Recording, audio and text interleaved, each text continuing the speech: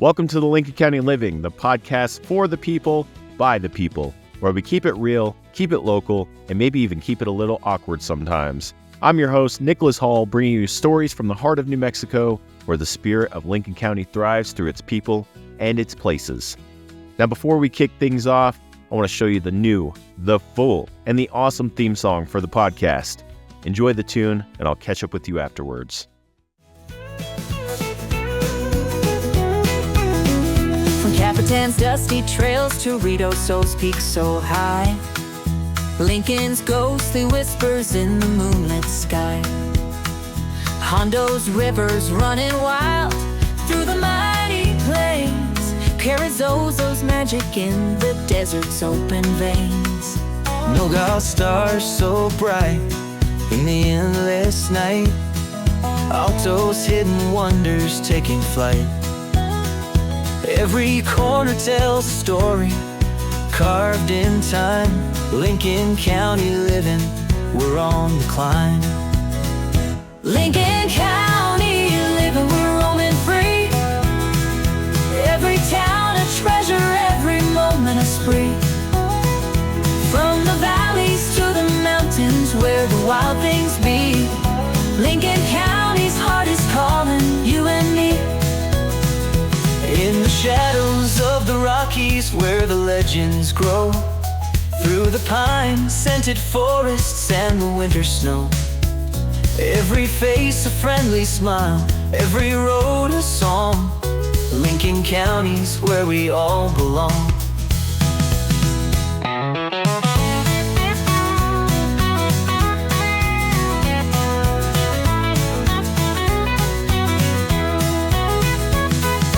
Echoes on the wind of old-time tales, frontier spirit strong, never fails. From the sun-washed mornings to the star-kissed nights, Lincoln County's living, feeling right. Lincoln County living, we're roaming free. Every town a treasure, every moment a spree. From the valleys to the mountains where the wild things be, Lincoln County's heart is calling you and me. Lincoln County's heart is calling you and me.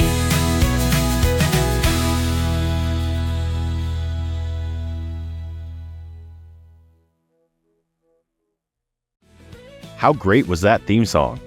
I love it, and I hope it sets the perfect tone for what's to come in this podcast.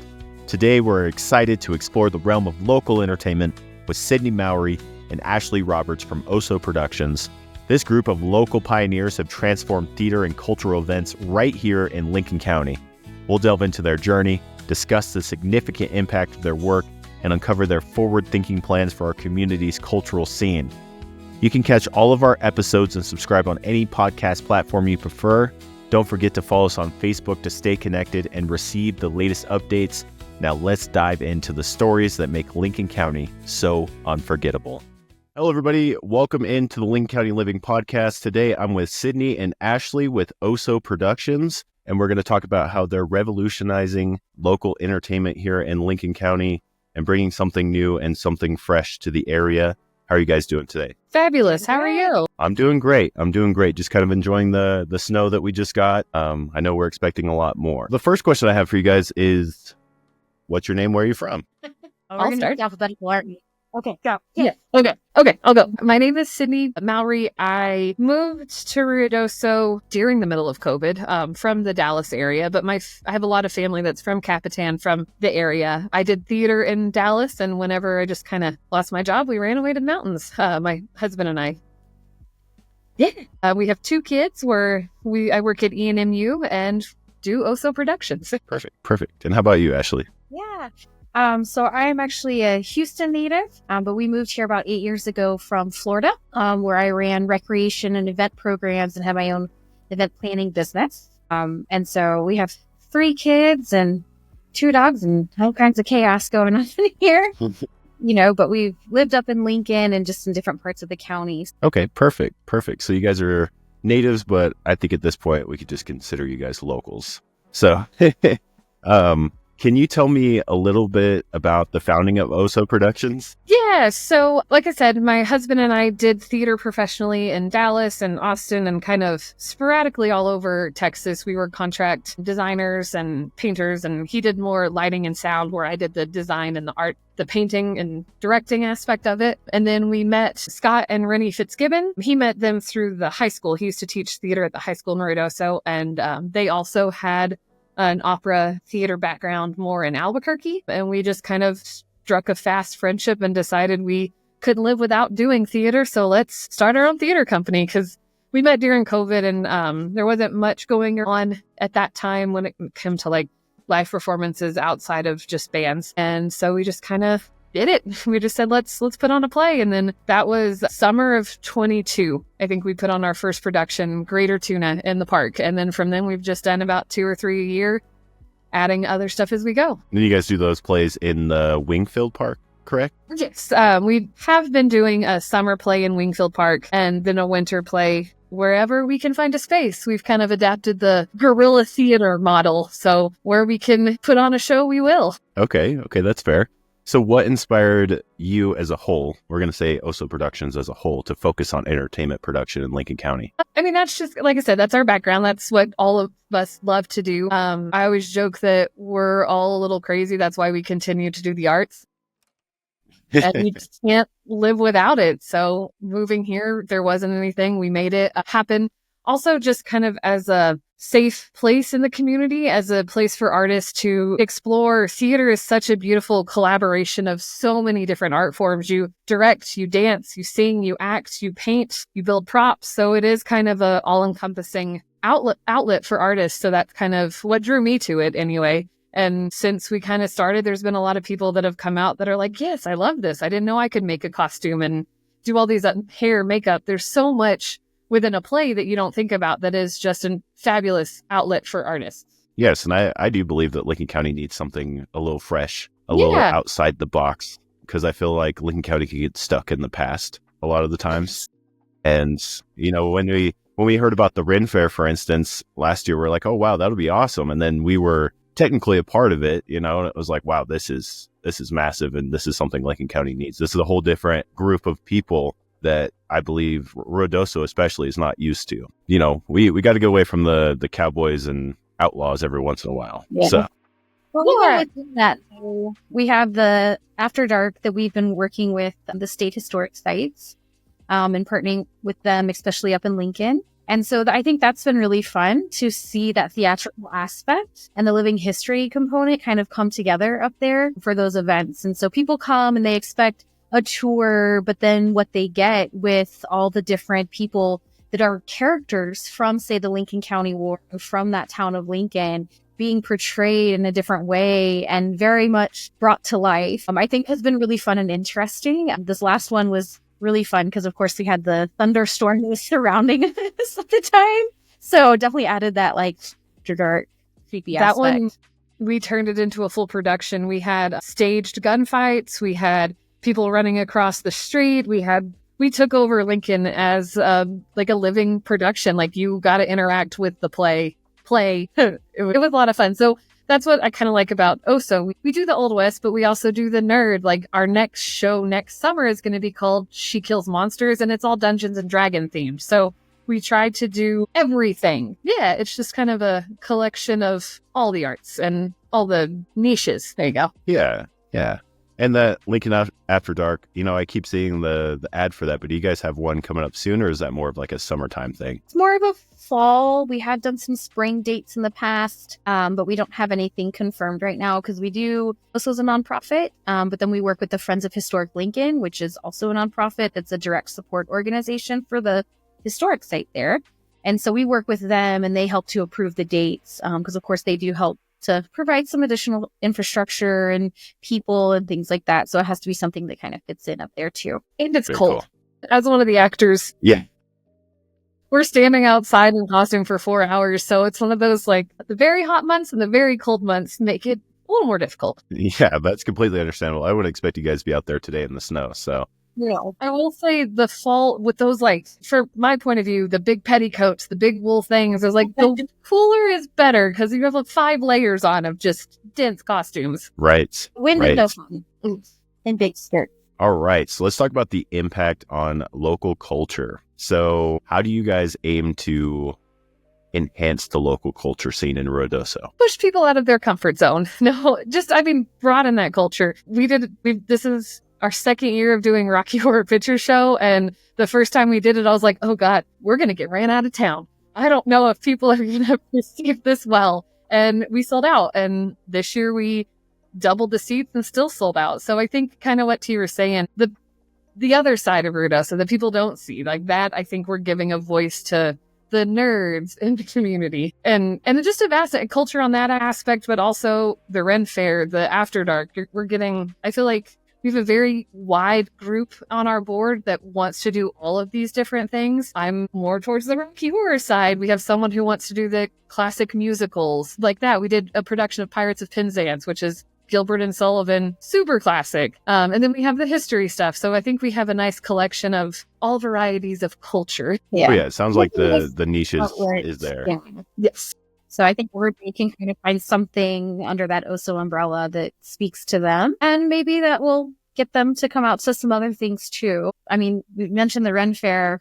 I was vastly surprised how many people that I'm used to seeing up in places like Lincoln with their cowboy hats and their horses literally going down the street who showed up and saying get up at the Ren Fair. And you're just like, hey, you're here. That's awesome. I didn't expect it, but I complete Ren Fair get up. Like I saw people that I knew. I was like, you have a costume? You're dressed like an elf? Heck yeah. Like, I think the Ren Fair specifically lets you step out of reality for a little bit. And I think that's kind of the magic behind it. You get to go escapism at its finest. And it was, I mean, your guys' events seem to have big turnouts. So I would say, you guys are obviously, being received well by the community. And it seems like, surprisingly, the community is very open-minded about it. Yes. Because, from a standpoint of somebody who's lived here, I think I've been here for almost 15 years now. I would have never expected Lincoln County to take you guys in with such an open mind with these kind of things, especially a Renaissance fair of all things. Like, I think it's awesome because I'm one of those nerds that you talk about, but I know a lot of the people that live here are like, I don't know, but it's great that you guys are being received well. Yeah. Yes. And I think a piece of it, right? I mean, we're here for our community, but as a community, I think we all acknowledge that we're also a tourism destination. And so embracing different people who will come here at different times of the year is important as a community, and broadening what we offer because the same people aren't going to come to every single thing we put on. So if we start looking into what are some of those other markets, then that's an opportunity for us. And I think that's one of the things that this really fills, because we didn't have anything like this. And it's mostly a completely different group of people. And I mean, Sydney, we had people from all over the place. We had a fair contingent from Arizona, which we see some of, but I don't think see as much of as we saw at the Ren Fair as a general percentage. So it's pretty exciting to bring new people here and expose them to this area, to the history, to the culture that we have here, and hopefully keep them coming back. Yeah. And to kind of the opposite end of that coin, the Ren Fair, not only, like we said earlier, the locals that got out, but just Oso in general is creating this little community of artists that I like. When I first moved here, I moved here from Dallas and I lived in Austin, and I was like, oh, okay, small town, I can adjust. And now I'm like, hey, we have really cool people here that want to make these cool art projects and have this motivation. And recently, the last couple shows, we've gotten a new, younger crew that's coming in that really gives me hope for, the future of this town, this production company. It's just all the warm and fuzzies. And you guys do work with the college as well, right? We use this, so unofficially, officially not. I know It's weird. Some of us work at the college, so you have to wear the different hats. But we did rent the big lecture hall for 2 of our Christmas shows. This year we did Clue, and last year we did a Sherlock Carol. So we did rent this space. We're not like a sub of the college, but we do have a lot of the college students come in our shows. So it is kind of a symbiotic relationship. Okay, that makes sense. That makes complete sense. So speaking of the Lincoln Forest Renaissance Fair, I know you guys, this will be your second annual. It's going to be a big deal once again, I'd imagine. Yes. So what originally sparked the idea of the Ren Fair? What made you guys decide that Ruidoso needed one of those? So Ashley's husband, Tim, and we wanted one, so we did it. No, but on the other side of that, I met Ashley and her husband working through the village. So Tim and I both used to work. I worked for Parks and Rec and he worked for the convention center, and we were on the team tourist side. And that's something we pitched for a while. We're like, this would be great. The village should do a Ren fair, and just with budget and time and all the other stuff, it didn't work. And so after both of us kind of left, we had Oso started, and we're like, you know what? Let's do it ourselves. And we just did it and ran with it. Well, that's the best story I've ever heard. Just do what you got to do to make it happen. Yeah, and we did. It was February. Decided to pull the trigger on it, and we made it happen in mid-May. Yeah, that's a short amount of time. You guys pulled off a pretty awesome event in a short amount of time. So I think it surprised every one of us. Like, I'm kind of ticket sales. I think I was more pessimist of the group. I was like, yeah, we might have 1,000 people. This will just be fun. It's something we want to do. It'll be small. And then as we kept going, just the feedback, I was like, oh my gosh, we've got something here. Like, people want this. This is going to be great. Oh yeah, there was a line of people the whole time. I mean, our group was right there in the front. So we saw everybody lined up, and then we just had huge crowds that would just crowd around us. And it was like, wow, this is incredible for Ruidoso. And I think it's just kind of the group we have together is perfect. Ashley, who's done huge wine festivals, Tim, who has got the historian, Rennie and I have the art brain, Gray has the art, like we're all just kind of nice pieces to this pie that just kind of fell together. So like, well, let's use our talents and do something fun. Yeah. So, and like she said, I think within our group, we have people who are very on the entertainment side of the brain, right? And that creative component. We have a lot of logistics experience between all of us, from the tourism fields and working with various groups throughout the community and the county and within the village. And so we know where a lot of those resources lie. And so I think that really helped us in that short time frame last year to pull it off. And of course, this year we've had a whole year to really reflect on last year and start planning for this year. And so I'm really excited about this year. Yeah, it's going to be fabulous. Yeah. I know we're excited too. So yeah, it's going to be big. Of course, it's been expanded by a day. So last year we only had a day and a half. And this year we have 2.5 days of festival. So we will be going on Sunday this year. We have some pretty big names coming to our stage, which I'm super excited about. And additional vendors and stuff. We've tweaked our layout a little bit to allow some additional space and theming and things. So very awesome. Utilize that park has so much little nooks and crannies that you can use with intention. Like you have to we were able to walk it a couple times and be like, okay, what if we move this back here? Just kind of replay. That park is huge. And I feel like up until our event, it was just the meadow that got used. And so we're like, well, let's use all of it. Let's get creative on how we lay this out. And I think we're utilizing that space. I don't know if we can fit much more in. Yeah, after the layout from this year. Yeah, quality. Like a second lid, something. You got a lot of people in there. I mean, that was more vendors than I think I've seen at most events that happen in Lincoln County. There was a lot of vendors and a lot of different stuff to choose from, not just horses and Texas stars. Yeah, there was all kinds of stuff. So whenever you talk about organizing an event like this, I know there's a lot of steps that go into that. And I know that we're not going to be able to talk about all of them here today, but when you organize an event like that, walk us through just a little bit of what it would take to organize such an event. The brain, where I'm the scatter plot person. There's a lot of components of it, right? So you do have logistics as far as permitting and things along those lines, because we do not only have the entire space, we do protect that space for our vendors. Obviously, we need to make sure that we have access to it through those permits and things. But then we also do have alcohol sales that, throughout the entirety, walk around with your drinks. So there's that permitting component. So we do have those things. A lot of marketing logistics goes into it. Of course, prior to, we've already put out our call for our vendors and entertainment and had those coming in. And so far, Sydney, how many have we accepted? 9. I want to say we're right at the 80 mark of vendors. Yeah. So we're right about at 80. And last year we had accepted, and then a couple about 112. And then with people not making it, all of that, we had about, I think, 98 total that ended up showing up. Yeah. So 98 vendors on top of all of our entertainment folks. And so lodging is a component, transportation is a component, because we did have the buses last year. Parking. And then volunteers as well. We did have a lot of organizations that volunteered and helped us out with things like parking and helping to run. Santa's helpers.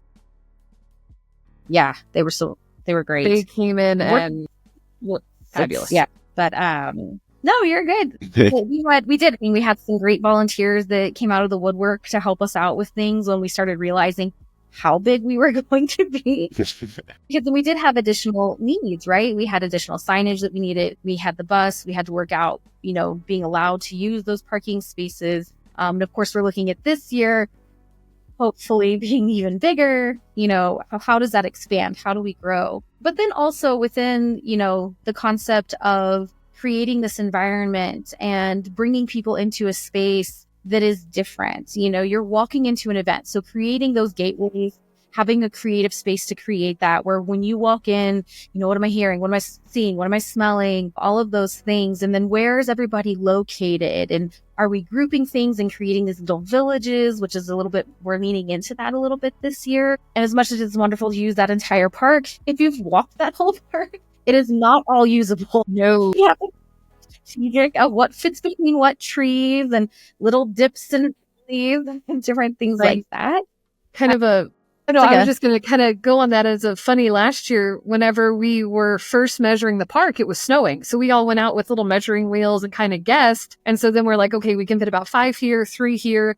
Well, when it snows, it covers all the ditches. So a month later, when I had already made a map, I walked back out and I was like, none of that's usable. We have to move the whole thing around. So those lessons have been learned. Now we kind of have I probably worked for Parks and Rec for 3 years, and I feel like I know that park better now than I did then. We've watched that park a lot lately. But the other thing too, within planning it, is making sure that it's accessible for everyone as well. We're all pretty mindful of that, I think, in a lot of ways. And last year, there were still some things that afterwards you're like, I guess we did the handicap bathroom over there, did we? We should do that. But this time we're also working with a group of Albuquerque. I'm super excited about it, but they're called Destination Accessibility. And so they're coming down. And so folks, when they are purchasing their tickets or whenever they arrive on site, they have the ability to actually rent walkers and wheelchairs and powered chairs and things like that to help people get around the space a little bit better. Sometimes it's hard to tell, but it is just a giant hill and not all of the surfaces are super stable, which of course in itself is just hard.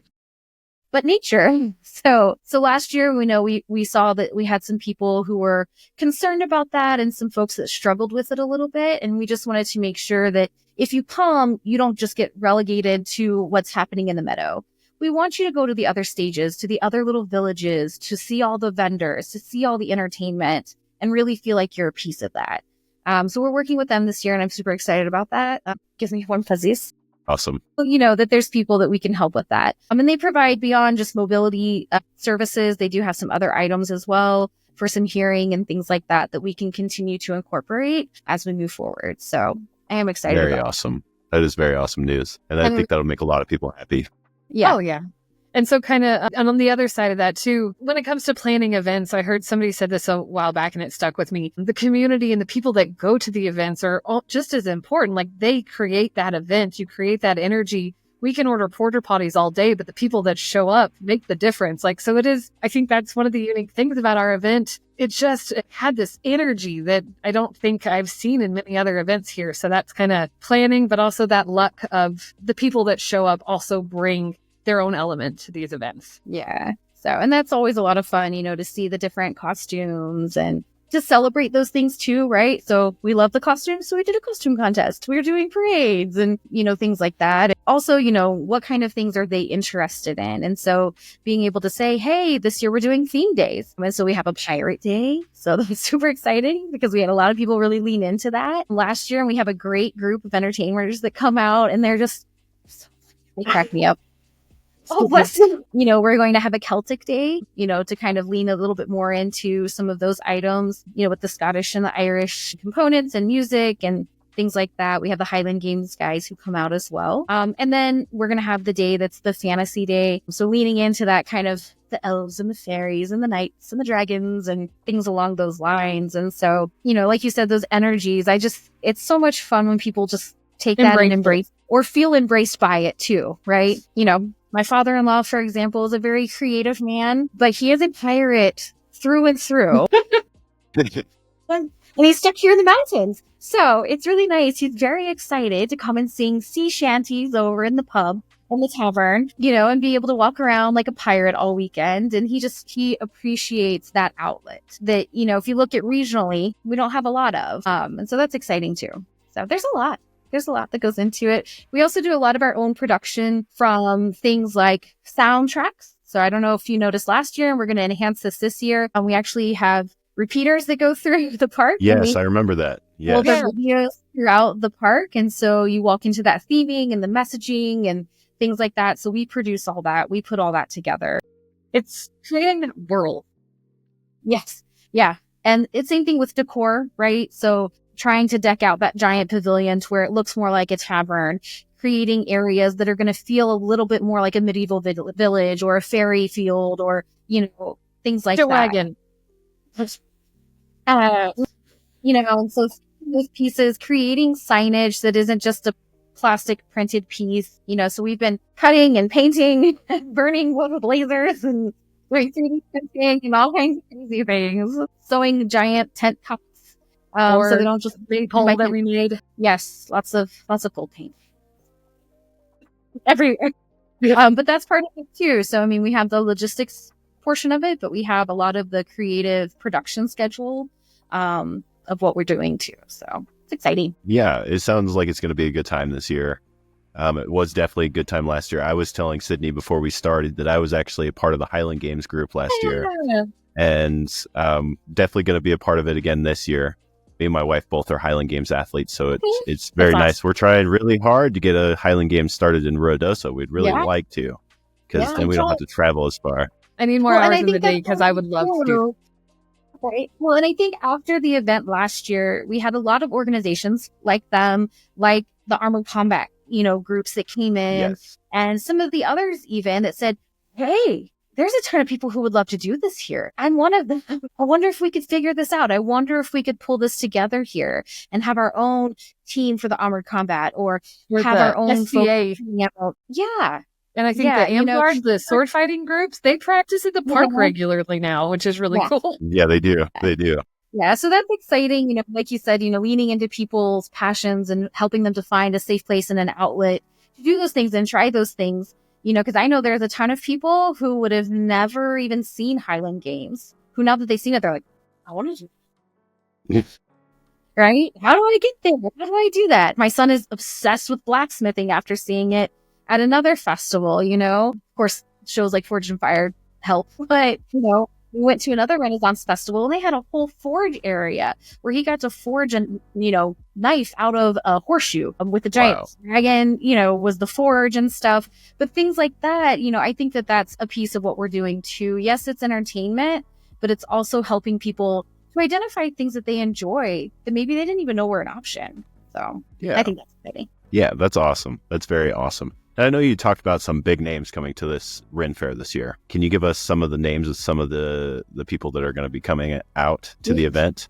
Yeah, so I know, right? So we do have some big names. We also have some wonderful local talent that's going to be joining us. But of course, the big headliner that we did announce back in November is the Young Dubliners. So they will be joining us for a full show on the stage, closing out one of our days there. And so that's really exciting. We're actually, what got me that was really exciting was when they announced their entire tour and we're on it. It was like, hey, in Miami, all these giant places, and then Ruidoso. So, we're on their posters, we're on their official tour lineup, and for our ticket prices, you can't go see them for the cost of a ticket to come to our ever. So that could make it really busy. Yes. That could make it really busy. Yeah. Well, but that's one of the things that we wanted to do is, sometimes you go to some festivals and it's exciting and yes, it's themed, but it's very market-ish. I'm coming in and I'm paying to get in and then I'm buying and I'm buying and I'm buying and I'm shopping and I'm shopping and I'm shopping. And while that can be fun and it is exciting, especially when you have really cool vendors, we were looking through some of the vendors the other day and it was like, we're going to spend so much money. And hats and wings and swords and all kinds of things. Start saving now. But a piece of that too is that when someone comes into our event, we want it to be more, Yes. right? We want you to go learn about the maypole. We want you to go and, see something at the pageant wagon. We want you to interact with the magician or the aerial artists, or hear a really amazing band, or interact with some of the local artists that we have here, whether it's a theater group from Alamogordo or somebody here that has a band that has decided to put together a Celtic set for us, and things like that. And just really kind of embrace all of that. And there's a lot of free stuff and kids activities and things like that. Last year, we did get a little bit of, I'm going to pay to come into this. Oh, it's so expensive. Yes, but you're getting a lot. Because we really have focused on making that entertainment and interaction component, a priority of what we're doing. And all of us that are putting this on has kids. We understand what it's like to show up to an event with kids and then have to pay all for the hot dogs and all that. So that's really something, a fun little thing. All of our kids got together and created what they called the Halfling Society and told us how they wanted the event to improve. So it's fun. Invaded my day. They did it on their own. They elected their own leaders, although I have a feeling my oldest daughter was just like, I'm taking over. Yeah. Which is okay. How hostile it was, but it might have been.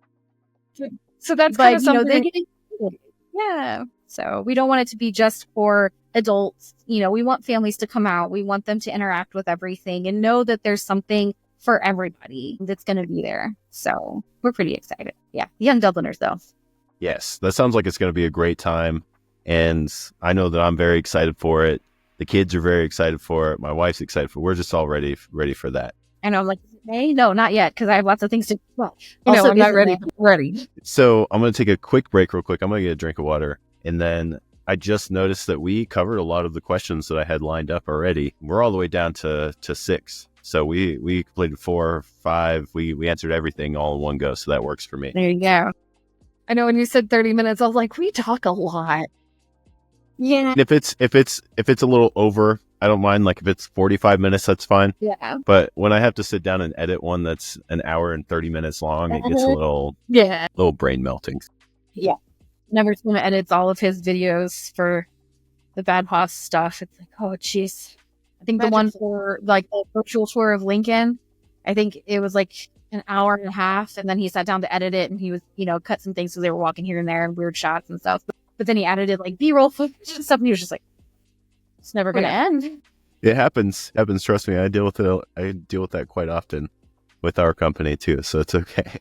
Let's see. So I'm ready when you guys are ready. We all ready to finish this out? I'm good. All right.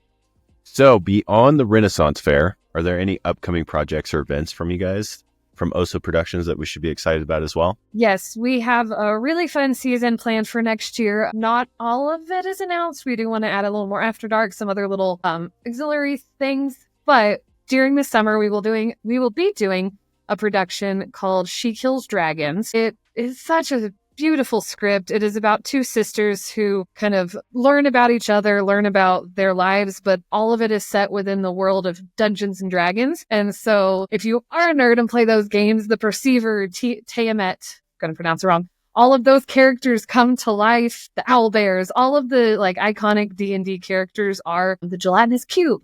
Are all within this play. So it plays within that world of high school and Dungeons and Dragons. So you get a lot of that pop culture too. It's a beautiful script. It's a fun story. The costumes and makeup are going to be so fun. So if you know anybody that does enjoy making those things, we're going to have casting soon. We'll be doing our production team. I'm hoping to get a fun crew to get that together. That'll be during the summer. And then next Christmas, we're going to be doing the 1940s Christmas Radio Hour. It's a musical. So this is going to be the first time we've done a musical in a while. It's not a radio show like your typical sitting reading a radio. It is a play about a radio crew.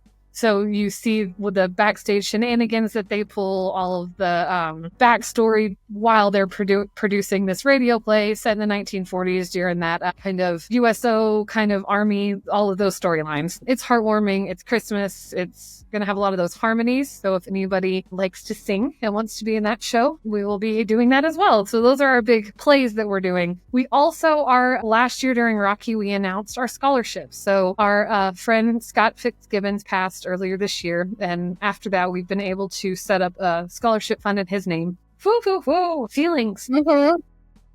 Shit. Sorry. Anyway, a scholarship in his name for any local students that they don't have to necessarily pursue the arts, but if you've been involved in our productions, it will be an opportunity to go to school. That was harder than I thought. You're okay. You're okay. Anyway. Take your time. It doesn't get easier. Nope. But it has been nice to have that set up. We've been taking $1 from each of the tickets and putting it into that fund. We are going to dedicate a stage this year at the Ren Fair to him. Now you got me started.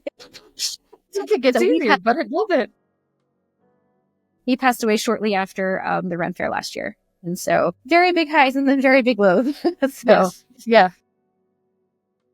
But we're looking forward to continuing supporting that and creating those opportunities. He has 2 boys, and the idea of having someone who needs a resource, being able to find it, and especially getting that from a group of people that they've been surrounded by and supported by already was really important to us. And it was really important to him too.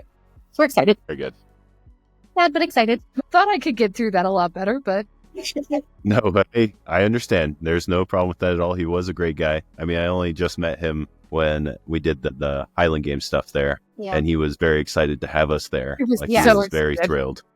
Yeah, and then I heard all the news about that. It definitely, like, the organization for the Celtic Association was definitely hurt about that as well, because we were like, wow, that's insane. So I have a big question for you. This one's kind of a big question to think about. Okay. Where do you see Oso Productions 5 years from now? my dream is to have a space. I would love us to have an actual performing arts center where we can do plays, have an art gallery, have more of those options, like a real building. That's my big goal.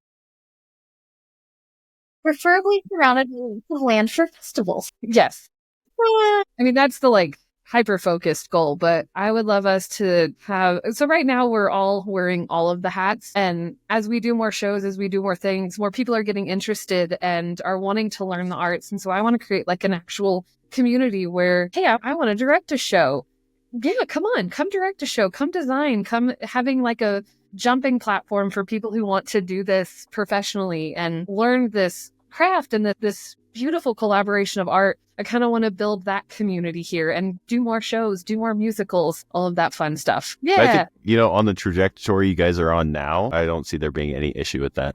You guys are on the up and up, it seems like. The whole thing. It seems like every year you guys just keep getting better and better and better and better. So, with the trajectory, in 5 years, I could see you having your own space. I could see finding your own building. And, I feel like your guys' community is just going to keep getting stronger and stronger and stronger and stronger as time goes on. And I mean, even between the first show, so the first show we did was Greater Tuna, and it is supposed to be done by 2 guys playing all 20-something roles. We picked it for that reason, because there's 4 of us that started it. All 4 could have done the roles. We all could have done it. We begged and bribed people to help us with the show. And now for Clue, we double cast things. We had enough people show up that we're like, I'm not turning it down. Let's figure out a way to get everyone involved who wants to be. So, and that was a cast of, I think we had 17 people involved in that show. So just within the 2 years, we're having to be like, cool, come on.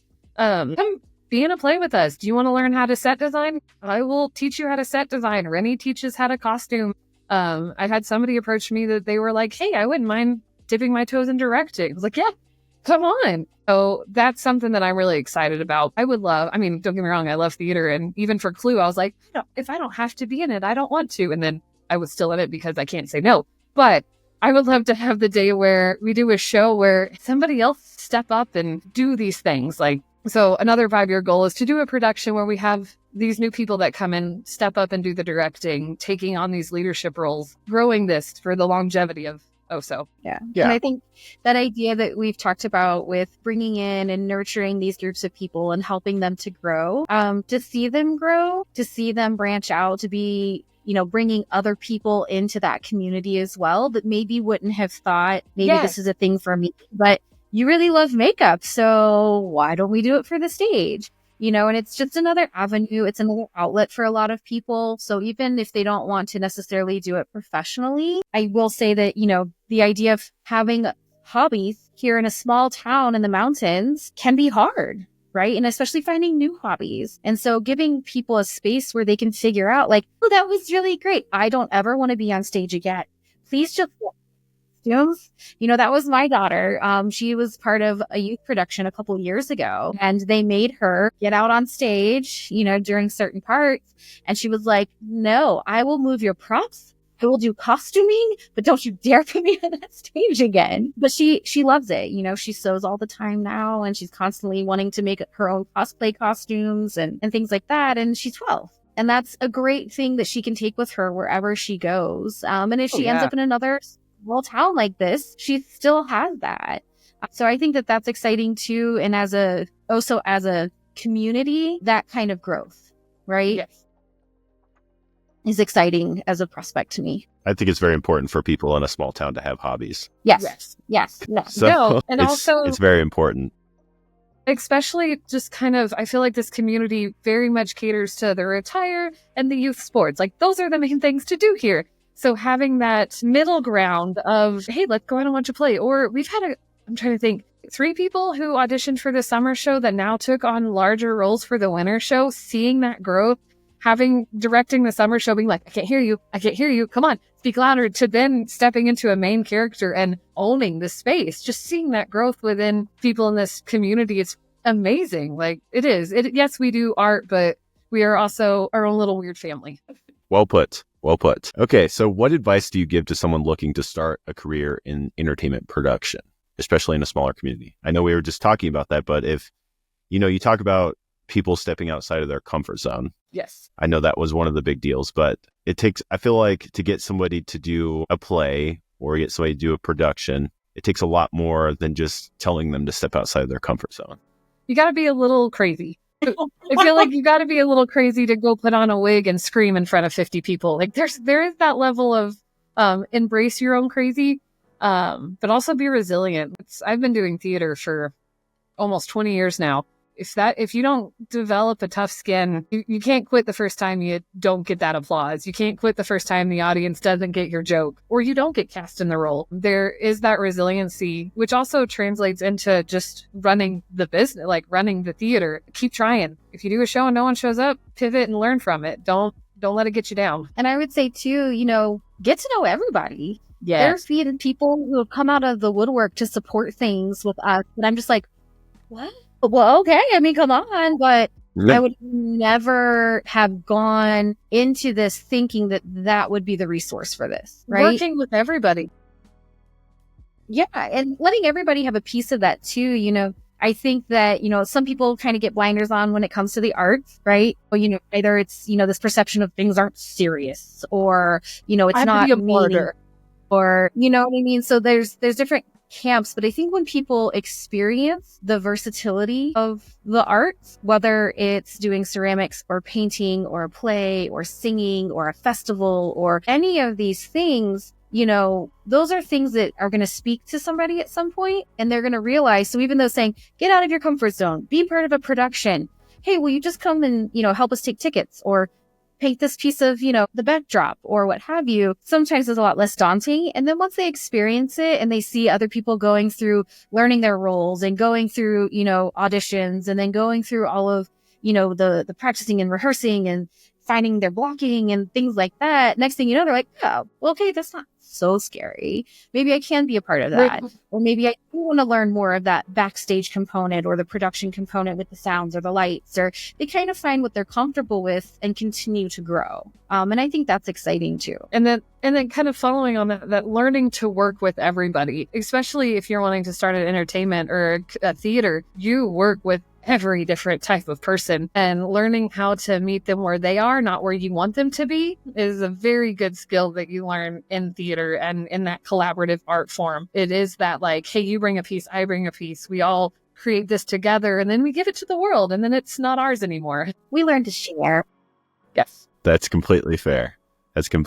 So how can listeners get involved or support Oso Productions? Make eye contact with me long enough and I'll rope you in a show. No. That could be a warning board. Yes. No. So we have Oso Productions, Ruidoso.com, and then our Facebook and Instagram. Message us, or there's a little questionnaire on our website. Both of those platforms, we also post when our auditions are. And if you see an audition posting, even if you don't want to be on stage, if you want costumes, lighting, sound, just show up to the auditions, and that's part of that form. Like, well, the production is part of that too. So those are our biggest ways to get a hold of us. Okay, Yeah. perfect. And I guess that answers all of my questions. Fabulous. So we're going to go ahead and I'll go ahead and finish this out here in just a second. So let's see here. Let me make sure I covered everything here. So thank you guys for coming on today. I really appreciate you taking the time. I know you guys have a really busy schedule, and it was a little challenging, getting something set in stone, but we finally did. And we had a great episode, and I feel for a lot of people, this will be very insightful. And for a lot of people, this will also be very informational because I'm going to be quite honest with you. I didn't quite know what you guys did, if I'm being quite honest. So I was like, I know they put on events and they put on shows and plays, but this kind of gave me a little more insight of the quality of work that you guys do. And from a local to another local, you guys are doing great work. And I do believe that our community is in desperate need of something fresh and something new. I know I keep saying that, but it's very true. And just keep doing the good work that you guys are doing. And I think, like I said, in a few years, you guys are going to be unstoppable. So you're welcome. Thank you. Circling back to that eye comment, the eye contact. If you ever want to get involved in sound with the play, let me know. I mean, the stuff that we do, I'd be more than happy to help you guys out with some stuff if you need some help. So just reach out. So, well, thanks for having us, and thanks for helping us get the word out there too. Yes, thank you. Yeah, this was a lot of fun. I know right now our audience isn't big, but eventually we're hoping that it'll get a little bigger once people start realizing what's going on. But we're just trying to help out as much as we can and keep things local and keep things real. So I appreciate you guys coming on. And if you guys want to come on later on and, advertise another event that you guys have coming on that's pretty big, just let me know. We can set something up. And yeah. So without further ado, sorry. Go ahead. No, I was going to say likewise. You said you posted something. We'll share it on our platforms and stuff. I mean, we don't have a huge following. If you want to do anything for the Ren Fair, be out there, do something, we can work together. Yeah. I'll already be out there. So, I mean, I'll be out there, Mike Health, and I'll be a little distracted, but without further ado, that's going to end today's episode. Again, you guys can listen in on Apple Podcast, Spotify, YouTube, iHeartRadio, and several other platforms. You can also listen to it on your Amazon Alexa device. We did find that out. That's pretty cool. Other than that, we will see you guys next week. You've been listening to the Lincoln County Living Podcast, and I want to thank everyone who's listened today. And I also want to give a big thank you to Sydnee and Ashley from Oso Productions for joining me and sharing their incredible journey today. Their dedication to enriching our local culture through innovative entertainment is truly inspiring. If you enjoyed today's discussion and want to learn more about Oso Productions or any of the topics we covered, please check out our show notes for links and additional information. Don't forget to subscribe to Lincoln County Living on your favorite podcast platform so you never miss an episode. We'd love to hear your thoughts on today's episode and what you'd like to see more of in the future. Connect with us on Facebook, leave a comment, or send us a message. We're always eager to hear from our listeners. Thank you again for joining us, and until next time, keep exploring the beauty and the stories of Lincoln County. Let's keep it real, keep it local, and maybe even keep it just a little awkward sometimes. See you in the next episode. From Capitan's dusty trails to Ruidoso's peaks so high, Lincoln's ghostly whispers in the moonlit sky, Hondo's rivers running wild through the mighty plains, Carizoso's magic in the desert's open veins. Milgau's stars so bright in the endless night, Alto's hidden wonders taking flight. Every corner tells a story carved in time. Lincoln County living, we're on the climb. Lincoln County living, we're roaming free. Every town a treasure, every moment a spree. From the valleys to the mountains where the wild things be, Lincoln County